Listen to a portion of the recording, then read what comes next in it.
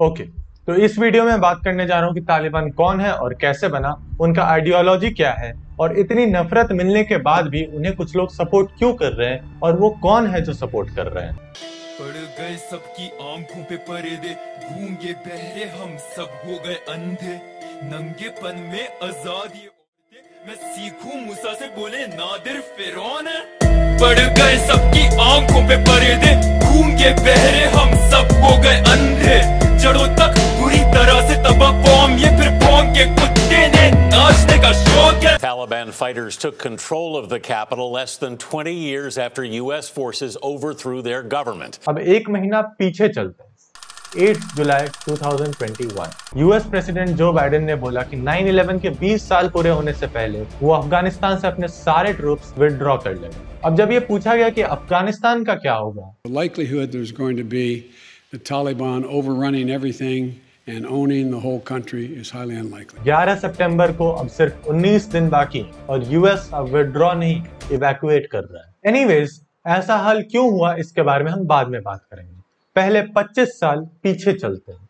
सितंबर 1994 अफगानिस्तान के खंडर में जन्मे और पाकिस्तान के खैबर पख्तूनख्वा के मदरसे से पढ़े मुल्ला मोहम्मद उमार ने अपने होम टाउन खंडर में 50 स्टूडेंट्स को इकट्ठा करा और एक ग्रुप फॉर्म करा जिसका मकसद था अफगानिस्तान में इस्लामिक लॉ को लाना, क्योंकि पिछले कुछ डिकेड से वहां पे कम्युनिस्ट पार्टीज रूल कर रहे थे, यानी कि 1970s और 80s। और ये ध्यान रखना कि वो सिर्फ इस्लामिक रूल नहीं लाना चाह रहे, उनका मकसद था स्ट्रिक्ट इस्लामिक लॉ AKA शरिया को इम्प्लीमेंट करना। यूएस और सोवियत के बीच चल रहे कोल्ड वॉर का बैटल ग्राउंड बनने के कारण अफगानिस्तान में डिक्टेटरशिप से लेकर डेमोक्रेसी और कम्युनिज्म सब कुछ फेल कर चुका था। क्राइम्स, पॉवर्टी और करप्शन बढ़ता जा रहा था और कई लोगों को इसका बस एक ही इलाज दिख रहा था, इस्लामिक रूल।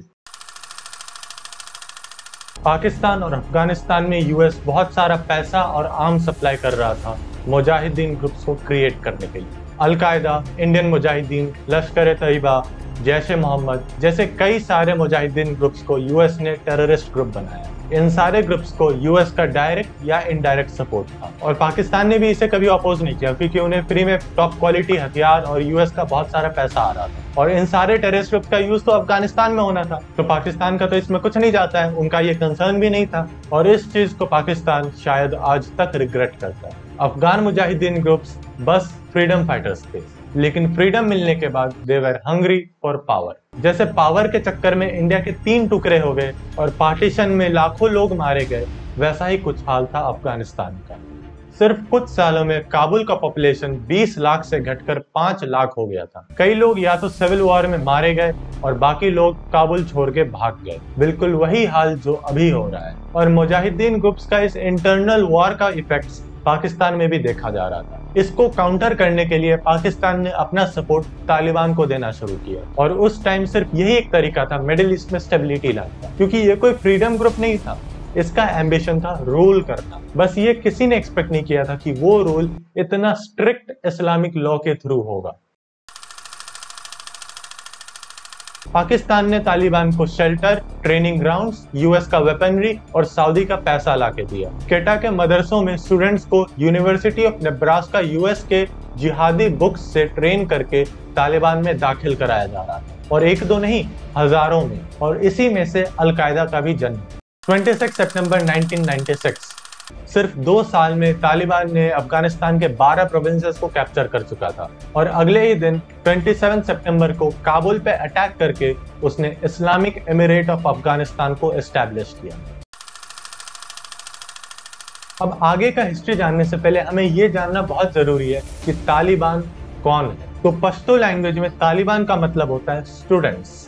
ये पठान या पश्तून नेशनलिस्ट होते हैं जो देवबंदी इस्लामिस्ट मूवमेंट में मानते हैं। देवबंदी मूवमेंट यूपी के सहारनपुर जिले से शुरू हुआ सुन्नी मुसलमानों का एक रिवाइवलिस्ट मूवमेंट है जो कि 1857 के फर्स्ट इंडिपेंडेंस स्ट्रगल के बाद शुरू हुआ और इसका मकसद था मुस्लिम्स, हिंदू और क्रिश्चियंस के कंजर्वेटिव बिलीफ्स को साथ लेके इंडिपेंडेंस स्ट्रगल में यूनिटी लाना। इंडिया में आज तक जामियत उलेमाए हिंद जैसे देवबंदी ग्रुप्स इस आइडियोलॉजी को बढ़ावा देते हैं और इनका मानना है कि मुस्लिम्स और नॉन मुस्लिम्स को साथ रहना चाहिए और पार्टीशन एक बहुत ही गलत डिसीजन था। एनीवेज, इस सुन्नी रिवाइवलिस्ट मूवमेंट को पाकिस्तान और अफगानिस्तान में अलग तरीके से लिया गया। वहाँ के स्टूडेंट्स को मोहम्मद अब्द अल वहाब के टीचिंग से इन्फ्लुएंस किया गया और इसका मेन रीजन है मुजाहिदीन ग्रुप्स को सऊदी अरेबिया का सपोर्ट। 18th सेंचुरी के सऊदी अरेबिया में एक बहुत ही कंट्रोवर्शियल रिलीजियस स्कॉलर हुआ करते थे, मोहम्मद अब्द अल वहाब, और सऊदी के उस टाइम के रूलर इनसे बहुत इन्फ्लुएंस हो गए और उन्होंने वहाब को प्रॉमिस किया था कि वो उनके टीचिंग्स को अपने देश और बाकी इस्लामिक मुल्कों में फैलाएंगे। वहाब एक बहुत ही कंट्रोवर्शियल प्रीचर थे और ये इस्लाम में प्योरिटी लाना चाहते थे। इनके हिसाब से जो प्रैक्टिसेस इस्लाम के फर्स्ट 3 जनरेशंस यानी कि प्रॉफिट मोहम्मद के जो साथ के थे वो जो रूल्स फॉलो किया करते थे वो प्योर था और बाकी जो अब हो रहा है वो गलत है। मैं ज्यादा डिटेल्स में नहीं जा रहा, आप विकिपीडिया पे इसके बारे में पढ़ सकते हैं, नीचे डिस्क्रिप्शन में लिंक आपको मिल जाएगा। बट बेसिकली जितना कि मैं समझाऊं, वहाबिस्ट या सलाफी 6th सेंचुरी के प्रैक्टिसेस को अभी 21st सेंचुरी में करना चाहते हैं। They reject religious innovation and support the implementation of शरिया। Now to be very clear, this is all that I understood from the internet. मैं बहुत गलत भी हो सकता हूँ। बैक टू 1996, अफगानिस्तान में स्टेबिलिटी और माइनर डेवलपमेंट लाने के कारण तालिबान को पब्लिक का सपोर्ट था, लेकिन फिर वो अपने स्ट्रिक्ट रूल्स एंड रेगुलेशंस लाना स्टार्ट कर दिए। अब तालिबान के बारे में हमने क्या जाना?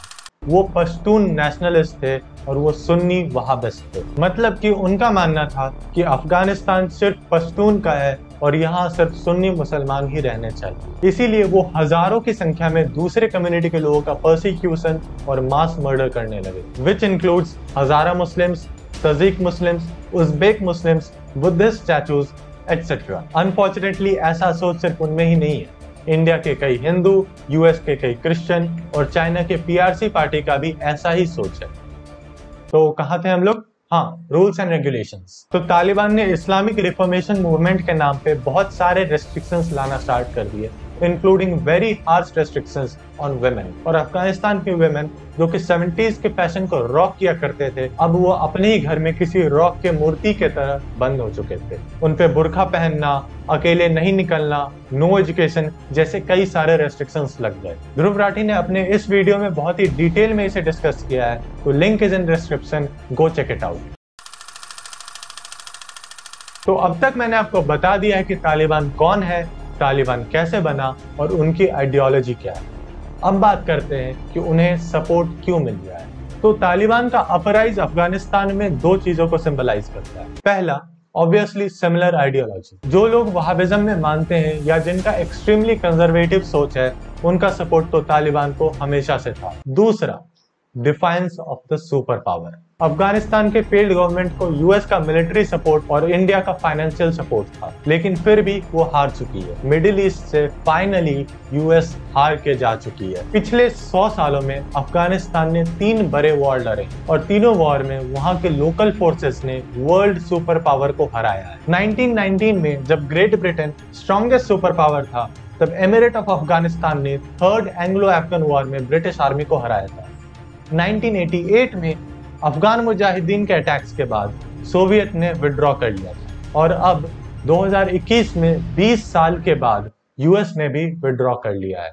मिडिल ईस्ट में ये एक बहुत बड़ी बात है क्योंकि ऑलमोस्ट हर कंट्री, कतर से लेकर ईरान और इराक से लेकर पाकिस्तान, सारे यूएस के डोमिनेंस के कारण बर्बाद हुए। And Taliban, for many people, stands as a symbol of defiance against the world's strongest superpowers. Now, Taliban को हेट क्यों मिलता है ये तो आप समझ ही चुके हो।